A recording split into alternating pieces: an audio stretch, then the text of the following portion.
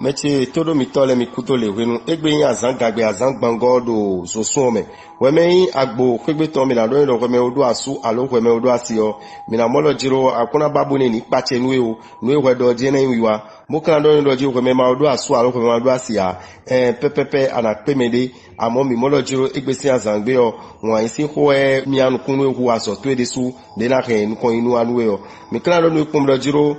weme ka do beli yin mi na do yin do akwesi apako yo ani tun kumlo jiro planet le o eloje mi na wadagbe nuwe bonu kon ina tin bonu eme ajabe akwedo on mokoto abede meyo ela levodu nukon yi tí o wivode suka di do jiro emi na levo sombo ina ro ganji do agbazame so si apako yo mi na do jiro uve debude mo yan so si apako yo eni ma do so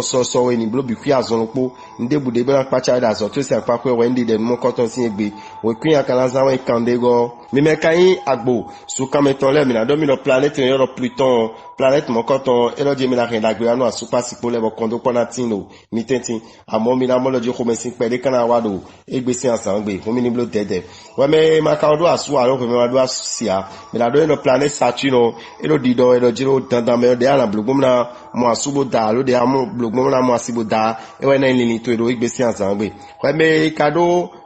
héritage kode bodo dido we me do nde bo to mi ton jodo alo mi ton jodo be no en kubo mi jadu o elo je we me pachen mo koton we ni tekon bunu we ma to le bi ni sogbe to le bi ni sogbe mama ina dojiro emina dawo hawi town no vi to le di sudo e kadine mo kana do we me toro okun jiro ani tun lo jiro la mena no gan isi apako yo ani tekon bunu fi e no lo supode yo azizo supode yo ani no zona won wade sugbeto eno nu siga azizo aduna jodo bihui siga nu jodo mama ekun adagbe nu o bo kana do we me toro okun jiro azosi apako yo ani tun lo jiro nu ko ina tin me mi la azosi apako tra la mi me do ajo de bono wa bajo ni otogudo se ajo e bajo togudo enu no gosim lo wa ni alemi ni so no be nu itogudo o eloje gbe se anzan gbe o ene asan dagbe ni me we kwen kana zan wen ko atongo e mi nazan mi me kai we do bule o mi na do bido mi me ma do aso alu mi me ma do asia mi na do jiro mi ni turo jiro emi na lebo ya gbonji pede we tumra do wan ko we me ka do aso alu ko me do asio mi won jiro aso pasiko le si apa ko yo kondo pode amo nu na blo ba su meton ina ho pede alo asimeton ho un pede yo no mo koton edo ayime ni me be na yin biblo todo igbe mi kala do endo jiro akwesi apa ko yo we me ja be akwedo ndeme we me do problème akweton de régler hotel me o mi na do endo planet yo Pluton planet mo koton edo mi na do gudo to ganji bo akun mo koton ina pipa ito ni akado contrat de bubaja signé ado de bubaja signé be yin akweyan si apa ko yo edo ko level ni tan pon ganji bo ha bo level ha contrat ganji we to si signé to no mi ka wa azosi apa ko yo la mena organiser apako yo me mo lo janu ganji la gbaza amon no po de ana jodo wen nduru duze ko iwo be no ado do me ekun inu dagbe nu o me se mo lo po mi kan do no ikun lo jiro ni mi wa azosi apako yo to lo planet Saturn planet mo koton ero jiro emina na me nu gege emina no ko ha me bo nde le boja blo nu mo koton ekran bibo to we kwi na zanlo do mo gba si apako yo wen 31 banukun lopo ewe wadagbe nu ko me se mo mi me kan tan se bo mi lo la kasale o mi na do mi pon lo jiro mi na ton lo jiro dandan me asupa sikole o mi mo lo jiro khomesin ko de kunde o ile bo yon a nkiko tin lo 10 town lo ibi sen zanwe o me maka do aso aro ko me do asia mi na do ni lo jiro me mo koton ekun soja ni ti wa na pe mi mo koton o mo na iwon ina no to ekun soja ni ti wa na pe o ni mi ka wa question apako yo mi na do ni pon lo jiro we me do a question for sa we me ga be akwedo ndi me bolo foton sa we ero ni lo jiro ekun so le ni me o bo tun lo jiro gan ko lo meji o akwe mo koton e na ja lo me nu mi bonu ko e na tinu mi nu lo po mi to e kan cancel o mi na do mi pon lo jiro nu e me ma supode nu e ma nu e me lande o nu mo koton le eyan bo e kan na duro igbe si ansan gbe won ma du se ko wo ende po bo kale ko te po mo blo sport meton pede e na ro ganjiro agbazame lo po mi to e cancel o mi na do mi lo jiro azosi apako yo mi na do mi pon lo jiro mi na tun lo ndebude mi jablo be ya azosi apako bo dureji na tin mi yo mi na tun lo je mi lo la tite de utanwe o ma dureji o pepepe na ofine chuo e kana yin wiwa we kwi mi na zawo 97 ewe mi na zawo talagbe na tin mi me kini le o mi na do mi me ma do aso alu mi me ma do asia mi na do mi pon lo jiro dandan me o mi na mo lo jiro me de na do fine ba mi odo mi mo mo me mon koton e kon ko pe obo do ko de ni omi kon pe obo ke de meni o kan na ko igbeji mo me mon koton elegbon komito mi kuna tunu na semi do me mon koton bo no edo tameni mi o mi na pe obra yin di doto mi kana do no kumloji we me maka we me kwa odo aso alo me odo asio ina do no kumloji do mi kumo uve de buda so pati potenti on kondo pode mo kana do mi wa akwesi apako itrala tadagbesi apako yo ina do no kumloji ani tuloji ro lele mi tole kikene wi waru apani o pe bo nde bude na solte bena ya kwesi apako do igbesi azangbe yo wajina ndo nu kontontron gbombo nu mo konto ana ya blusin mo kana va do nu lo pomito yin linyon le kumloji ro mina tuno na mena organize apako yo mi mo loji mina lo kanji la gbaza be trala mi me yin sport biblole yo mi le bo continue nu mi ton mi ne beto kanji mina la gbaza mi kana do mi lo jiro azosi apako yo ni lo akonpipan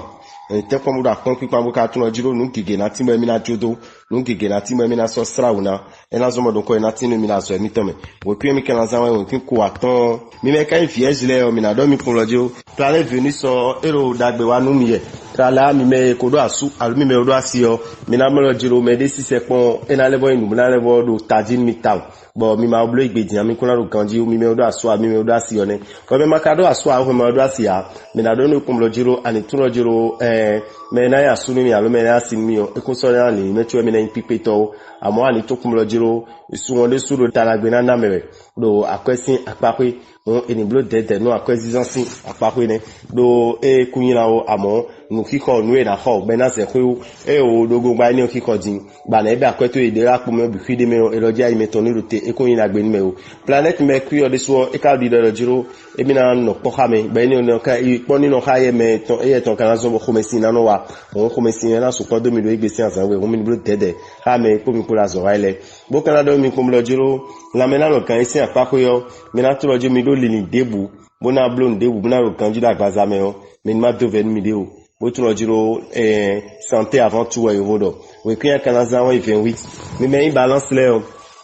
mi na do mi ko lojiro mi na to lojiro nu debu e mi do bo ja blo do asupa si kosi tention e lojiro nte ko ma nu mo ko ton ha su meton alo ni do ha si meton e ma blu nu meton gogon tawo mo ma ko mesi na wa bo kana do lo planet yo Saturn planet mo ko ton e lo ntulojiro e mi na do jidide do akwesi apako yo e lo mi ni do jidide do ve de kuna de so mo dinkabo no na dro me be ba na blo igbe bi to na glo me o e kuna yi ba ni o me chubo dagbe na tin me o bo kana go do lo ko mi ton imbalance le mo ma do asu eyan bo gbadam dion ni mi na dizoni pedi we na wa dagbe ni mi na kan ozu pede na wa dagbe ni mi onu mo ko ton le mi na ti blo gbadam di mo la ro kanju la gbaza mi ni mi wa asosin apako yo mi na do no ku mo lojiro uve pede na tin asosin apako yi me uve de bu awun eloji ni do suru bodo akopipan bodo regle mo ko ton na balance kan tu ku mo lojiro emi ja khodogun gba we ku mi na zan we tewe go ya na zan we me ka scorpion yi we le mi na do mi ku mo lojiro mi na tun lo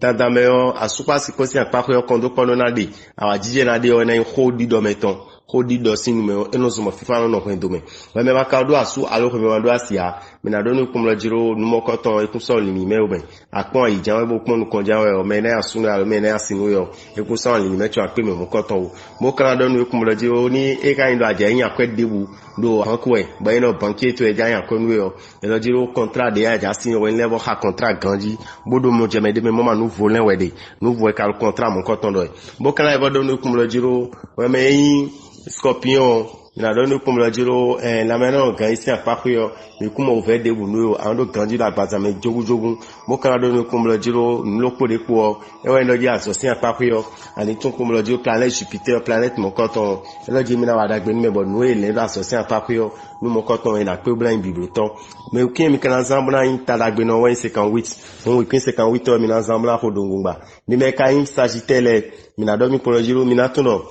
asupa sukona se de sin gbe yo khododo me de gbe me no zon communication dialogue e nda ko de mi na privilégié o we me maka do aso alo ko me ma do asia me na do ne kum lo dia ni tenko boni unu suso to egbe ton ni unu suso dagbe ni me unu suso bo na do khododo we gbe me o eni na zon bo me na to yo me mo koton e na do courage bla sepon we me yin Sagittaire lo ko mi na do mi kum lo jiro we me do peche si edin bodo uve de me do akwesi apako yo e lo jiro ko ni lewo tenko mo lewo sepon nu tole bokambi alji nemi kana zan lego nemi na blu lego akwesi akpakwe yaji ena nawe tada gbibo ena nawe nu yensi bo mo koton ana tobla yin bibloton bokana do ni kumblo jilo la mena no gansi akpakwe yo me kumo ve debu nuiro la mena no gansi akpakwe e azosi akpakwe an tu kumblo jilo azo emito nu ko ina tinu emi do ai ha dagbe do e won ai ha dagbe to na zomo nu ko ina tinu azo to sin akpakwe mi ko kin akana zan bo dagbe na tinu bo fifa na tinu nu e o yin e we kin watongo 13 numéro 13 e ya zan mi me kan Capricorn leo mi na don no vi mi ten Capricorn bulu peche si e din le lo jiro eni tun lo jiro dandan me ho me Capricorn bulu peche si e bu ma do asu alubudo bu ma do asia lile to bi fio ino ja ni pe me na yin asu le me na asinu yo cho mi me kan Capricorn bulu asu alubudo asile yo mi na lo jiro dagbe tinu asu patiko le kondo potin ye planète Uranus or planète mo koton mi na don mi pon jiro ouvert pede na dans akwesi akpakwe miton bo akwesi kamiton ouvert pede na biome mi kana don ni pon lojo ni aso aido te janwo yo no mo koton e kana din ba na pe u kuna yin sizanto lo po miton e kan Capricorn le o mi na don mi pon lojo la mena no gaisi akpakwe yo mi mo lojo tagrumena bon mi tagrumena bon mi mo mi na funu mi keke mi na don pon lojo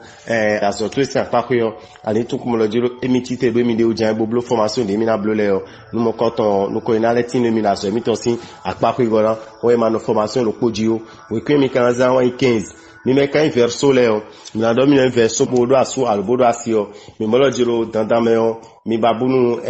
fifa na no mi tenti no mi le mo na do mi na pe mo na di doto o kan do me yin verso bo ma do asu albo ma do asia do jiro dandan me na pe me de bo tro lo me aje won inu me oji lo ye wo yo do coup de foudre aja pepepero egbesin asangbe bo kan do no lo jiro ani tuno akwesi akpakwe ton ovede wukunde no akwesi ho debu ajanwe o anamo solution na bla pe bla tosin unya mokoton me onu mokoton ekun soro linime o mi kana don no kun lo jiro azosi akpakwe o ani tun lo jiro dagbe tin mi na so mi ton si akpakwe mi ma ve ma o do medicine yan le ajanwe o nu ko na tin mi wo kun akana zanwe 62 mi me kan revile o mi na don revile kun lo jiro eni tun danda me lo jiro planète Venus o elo dagbe wa nu ye bonu ko na tin ye lo azosi akpakwe ni mi kawa biwa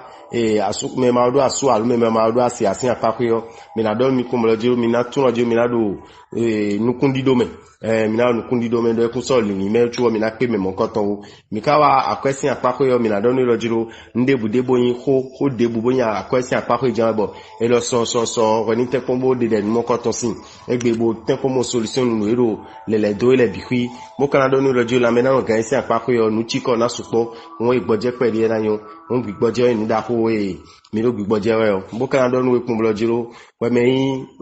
poisson do azosi akpakwe yo ani to pon lo jiro ouvert pede na azosi akpakwe ouvert ni 4 wa eko inu mo na to me lo gudo we kun ya kan za 22 ko ya zambo dagbe na tinwe da me ora bita ndogbe lo polopo mi ton mo lo ma gbo to sifa ni kondo mi me biji e na tell me. Pour ne pas rater les prochains numéros, abonnez-vous à notre chaîne. N'oubliez pas d'activer la cloche de notification. À bientôt!